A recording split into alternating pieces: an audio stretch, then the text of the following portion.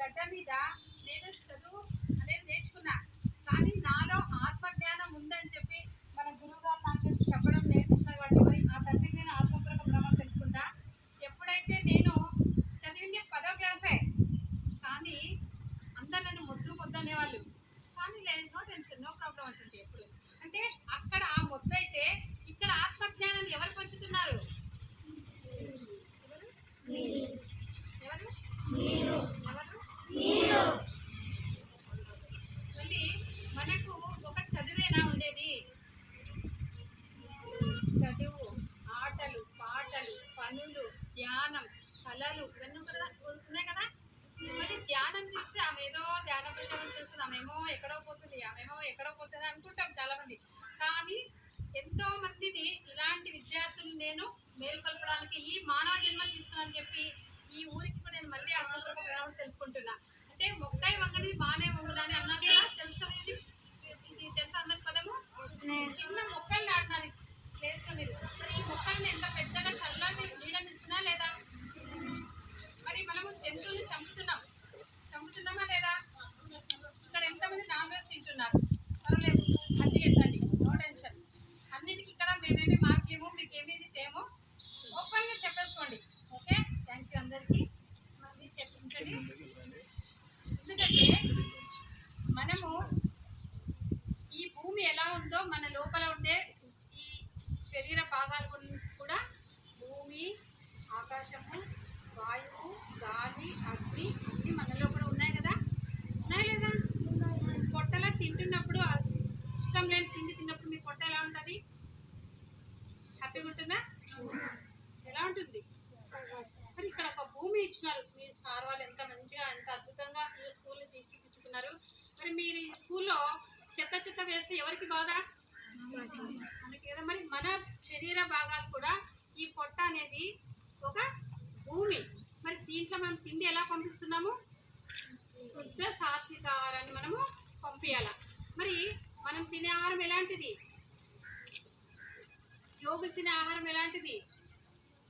దేవతలు తినే ఆహారం ఎలాంటిది తెలుసుకుందాం ఈరోజు. మరి మనం తినే ఆహారంలో రోగాలు వస్తున్నాయి. ఓకే, మరి ఋషులు యోగులు తినేది కొద్దిగా అనమాట, అల్పాహారం నీట్గా. అదే దేవతలంతా తినేది శ్వాసాహారం. మన ముక్కులోని గాలి ముక్తికి మార్గమే అన్నాను కదా. మరి ఆ శ్వాసను తీసుకోవడంలో మనకి ఎంత అద్భుతం ఉంటుంది. ఆ బ్రీతింగ్ పట్టుకున్నప్పుడు వదిలినప్పుడు ఎంత హ్యాపీగా ఉంటుంది. అందరు గమనించారా దీన్ని? అందరికి ముక్కులు ఉన్నాయి కదా బాగా ఫ్రీగా. ముక్కులు ఎవరికైనా లేవా? వదిలిపెట్టేస్తున్నారు ఎక్కడన్నా? ఆ శ్వాసను పట్టుకోవడంలో మన లోపల 1,72,000 కణాలు ఉంటాయి. ఆ కణాలన్నీ మనము శుద్ధి చేసుకునే వాళ్ళం అవుతాం. ఎక్కడ? ఈ ధ్యానంలోనే తప్ప డాక్టర్నో, ఇంజక్షన్నో, ట్యాబ్లెట్స్నో. ఓకే, మరి అందరూ ధ్యానం చేస్తారా ఈరోజు నుంచి? మరి ధ్యానానికి ఒక 10 నిమిషాలు కూర్చోండి, అందరూ కళ్ళు ముచ్చుకోండి. హ్యాపీగా ఉంటాం కదా. మరి ఇక్కడ ఒక్కసారి చూడండి.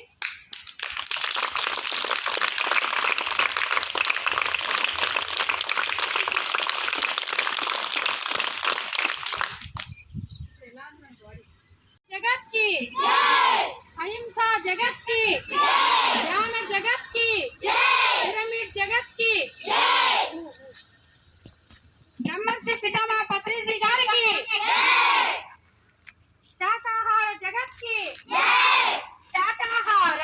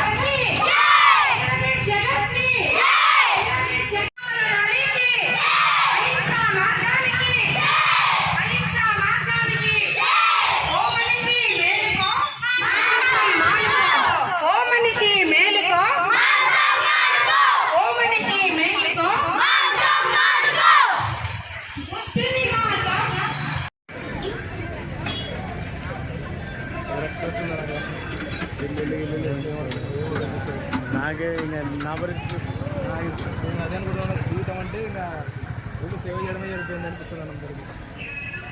అది కాక ఏమందంటే ఎక్కడ ఒక హ్యాపీ ఏమంటారు కనీసము అదే హ్యాపీ అది కూడా ఇలామండి. నేను దెబ్బలు మనం ఏం చేసాము. మేము కూడా 2013 వరకు 2013 వరకు నేను చదువుకునే టైం వరకు చాలా హ్యాపీగా ఉన్నాను అసలు.